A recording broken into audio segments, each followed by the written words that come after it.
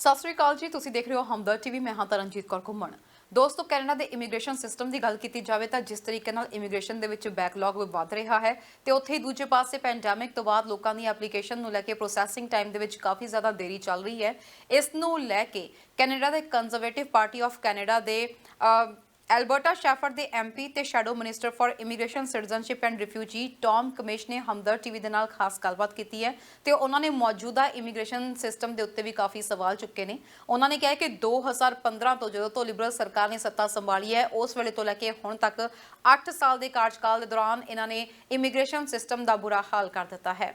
ਇਸ ਗੱਲਬਾਤ ਦੇ ਦੌਰਾਨ ਮਾਪਿਆਂ ਦੀਆਂ ਅਰਜ਼ੀਆਂ ਦੇ ਬਾਰੇ ਵਿੱਚ ਗੱਲਬਾਤ ਹੋਈ ਹੈ, ਇਮੀਗ੍ਰੇਸ਼ਨ ਬੈਕਲੌਗ ਦੇ ਬਾਰੇ ਵਿੱਚ ਗੱਲਬਾਤ ਹੋਈ ਹੈ, ਆਰਟੀਫੀਸ਼ੀਅਲ ਇੰਟੈਲੀਜੈਂਸ ਨੂੰ ਲੈ ਕੇ ਵੀ ਗੱਲਬਾਤ ਹੋਈ ਹੈ। ਸੋ ਤੁਸੀਂ ਖੁਦ ਸੁਣੋ ਕਿ ਮੰਤਰੀ ਸਾਹਿਬ ਦਾ ਕੀ ਕਹਿਣਾ ਸੀ ਬੈਕਲੌਗ ਨੂੰ ਲੈ ਕੇ। ਜਦੋਂ ਸ਼ੈਡੋ ਮਿਨਿਸਟਰ ਨੂੰ ਪੁੱਛਿਆ ਗਿਆ ਕਿ ਕੈਨੇਡਾ ਦੀ ਲਿਬਰਲ ਸਰਕਾਰ ਭਾਵੇਂ ਪਰਿਵਾਰ ਮਿਲਾਉਣ ਦੀ ਗੱਲ ਕਰਦੀ ਹੈ ਪਰ ਦੇਖਿਆ ਜਾਏ ਤਾਂ ਸਿਸਟਮ ਉਸ ਤਰੀਕੇ ਨਾਲ ਨਹੀਂ ਚੱਲ ਰਿਹਾ ਅਤੇ ਇਸ ਵੇਲੇ ਕਾਫੀ ਵੱਡਾ ਬੈਕਲੌਗ ਹੋਇਆ ਪਿਆ ਹੈ, ਤਾਂ ਇਸ ਦੇ ਜਵਾਬ ਵਿੱਚ ਉਹਨਾਂ ਨੇ ਕਿਹਾ ਕਿ ਮੈਂ ਇਸ ਗੱਲ ਤੋਂ ਬਿਲਕੁਲ ਸਹਿਮਤ ਹਾਂ। ਉਹਨਾਂ ਨੇ ਕਿਹਾ ਕਿ ਪਿਛਲੇ ਕਾਫੀ ਸਮੇਂ ਤੋਂ 2 ਮਿਲੀਅਨ ਤੋਂ ਵੀ ਵੱਧ ਅਰਜ਼ੀਆਂ ਦਾ ਬੈਕਲੌਗ ਚੱਲ ਰਿਹਾ ਹੈ ਅਤੇ IRCC ਦੇ ਕਰਮਚਾਰੀਆਂ ਦੀ ਹੜਤਾਲ ਨੇ ਇਸ ਨੂੰ ਹੋਰ ਜ਼ਿਆਦਾ ਵਧਾ ਦਿੱਤਾ ਹੈ।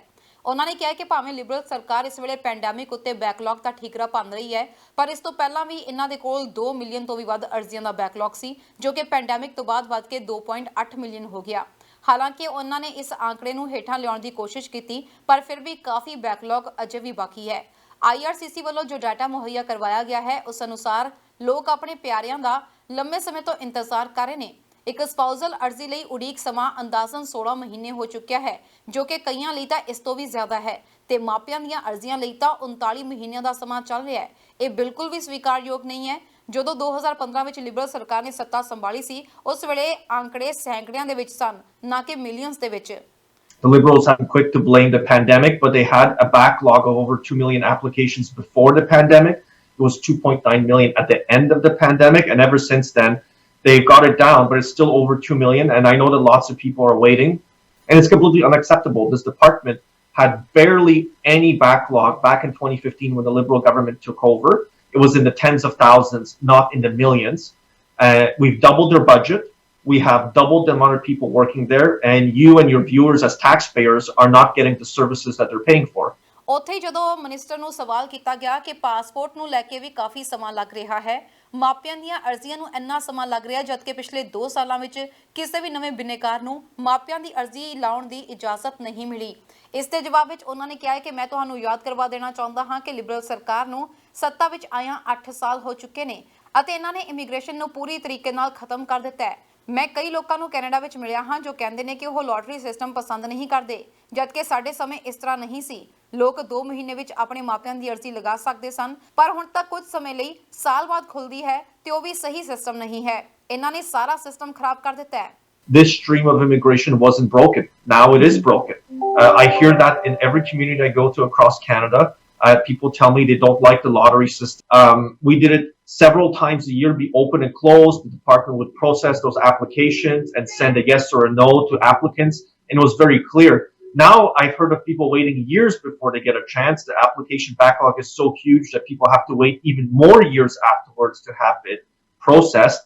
That's not fair. That's not the way a fair immigration system to work. ਇਸ ਤੋਂ ਇਲਾਵਾ ਮਿਨਿਸਟਰ ਨੂੰ ਆਰਟੀਫੀਸ਼ੀਅਲ ਇੰਟੈਲੀਜੈਂਸ ਦੇ ਮੁੱਦੇ ਤੇ ਵੀ ਸਵਾਲ ਕੀਤਾ ਗਿਆ ਕਿ ਕੀ ਆਖਰੀ ਫੈਸਲਾ ਕਿਸੇ ਵੀ ਅਰਜ਼ੀ ਵਿੱਚ ਆਰਟੀਫੀਸ਼ੀਅਲ ਇੰਟੈਲੀਜੈਂਸ ਵੱਲੋਂ ਲਿਆ ਜਾਂਦਾ ਹੈ ਜਾਂ ਫਿਰ ਅਫਸਰ ਕਰਦਾ ਹੈ। ਨਾਲ ਹੀ ਉਹਨਾਂ ਨੂੰ ਇਹ ਵੀ ਪੁੱਛਿਆ ਗਿਆ ਕਿ ਇਮੀਗ੍ਰੇਸ਼ਨ ਵਿਭਾਗ ਦਾ ਕੰਮ ਵੀ ਸਵਾਲਾਂ ਦੇ ਘੇਰੇ ਵਿੱਚ ਹੈ। ਮਿਨਿਸਟਰ ਨੇ ਇਸ ਦੇ ਜਵਾਬ ਵਿੱਚ ਕਿਹਾ ਕਿ ਮੈਂ ਇਸ ਗੱਲ ਤੋਂ ਤੁਹਾਡੇ ਨਾਲ ਸਹਿਮਤੀ ਜਤਾਉਂਦਾ ਹਾਂ। ਇਸ ਵੇਲੇ ਇਮੀਗ੍ਰੇਸ਼ਨ ਵਿਭਾਗ ਬੁਰੀ ਤਰ੍ਹਾਂ ਨਾਲ ਲੜਖੜਾ ਚੁੱਕਿਆ ਹੈ। ਲੋਕਾਂ ਨੂੰ ਈਮੇਲਸ ਦੇ ਜਵਾਬ ਨਹੀਂ ਮਿਲ ਰਹੇ, ਨਾ ਹੀ ਉਹਨਾਂ ਨੂੰ ਕਾਲਾਂ ਦੇ ਜਵਾਬ ਦਿੱਤੇ ਜਾ ਰਹੇ ਨੇ। ਜੇ ਲੋਕ MP ਦੇ ਕੋਲ ਜਾਂਦੇ ਨੇ ਤਾਂ ਵੀ ਉਹਨਾਂ ਵੱਲੋਂ ਕੋਈ ਵਾਜਬ ਜਵਾਬ ਨਹੀਂ ਮਿਲਦਾ। ਲੋਕਾਂ ਨੂੰ ਪੂਰੀ ਜਾਣਕਾਰੀ ਹੀ ਨਹੀਂ ਮਿਲ ਪਾ ਰਹੀ। ਦੂਜੇ ਪਾਸੇ ਜੋ ਤੁਸੀਂ ਆਰਟੀਫੀਸ਼ੀਅਲ ਇੰਟੈਲੀਜੈਂਸ ਦੇ ਬਾਰੇ ਵਿੱਚ ਗੱਲ ਕੀਤੀ ਹੈ ਤਾਂ AI ਪੇਪਰਾਂ ਨੂੰ ਲੈ ਕੇ ਵਰਤੀ ਜਾ ਸਕਦੀ ਹੈ ਪਰ ਆਖਰੀ ਫੈਸਲਾ ਲੈਣਾ ਸਿਰਫ ਅਫਸਰ ਦਾ ਕੰਮ ਹੁੰਦਾ ਹੈ। ਇਸ ਮਾਮਲੇ ਤੇ ਰਿਵਿਊ ਕਮੇਟੀ ਵੀ ਬਣਾਈ ਗਈ ਸੀ ਤੇ ਉਹਨਾਂ ਨੇ ਵੀ ਇਸ ਸੰਬੰਧੀ ਆਪਣੀ ਰਿਪੋਰਟ ਪੇਸ਼ ਕੀਤੀ। ਹਾਲਾਂਕਿ ਸਾਨੂੰ ਇਸ ਬਾਰੇ ਵਿੱਚ ਪੂਰਾ ਜਵਾਬ ਨਹੀਂ ਮਿਲਿਆ ਕਿ ਕੀ ਵੀਜ਼ਾ ਅਫਸਰਾਂ ਨੂੰ ਇੰਨੀ ਟ੍ਰੇਨਿੰਗ ਦਿੱਤੀ ਜਾ ਰਹੀ ਹੈ ਕਿ ਉਹ ਸਹੀ ਫੈਸਲਾ ਲੈਣ ਦੇ ਸਮਰੱਥ ਹੋਣ। ਪਰ ਇੱਕ ਗੱਲ ਮੈਂ ਜ਼ਰੂਰ ਇੱਥੇ ਸਾਂਝੀ ਕਰਨਾ ਚਾਹਾਂਗਾ ਕਿ ਆਖਰੀ ਫੈਸਲਾ ਆਰਟੀਫੀਸ਼ੀਅਲ ਇੰਟੈਲੀਜੈਂਸ ਨਹੀਂ ਬਲਕਿ ਅਫਸਰ ਕਰਦਾ ਹੈ। ਇਸ ਮਾਮਲੇ ਤੇ ਰਿਵਿਊ ਕਮੇਟੀ ਵੀ ਬਣਾਈ ਗਈ ਸੀ ਤੇ ਉਹਨਾਂ ਨੇ ਵੀ ਇਸ ਸੰਬੰਧੀ ਆਪਣੀ ਰਿਪੋਰਟ ਪੇਸ਼ ਕੀਤੀ ਹੈ। ਹਾਲਾਂਕਿ ਸਾਨੂੰ ਇਸ ਬਾਰੇ ਪੂਰਾ ਜਵਾਬ ਨਹੀਂ ਮਿਲਿਆ। This is not new. People send in emails, they don't get responses. People call, they don't get a response. Then they go to the members of parliament. The members of parliament, we're in the situation that they are. We get either incomplete responses, on their artificial intelligence issue.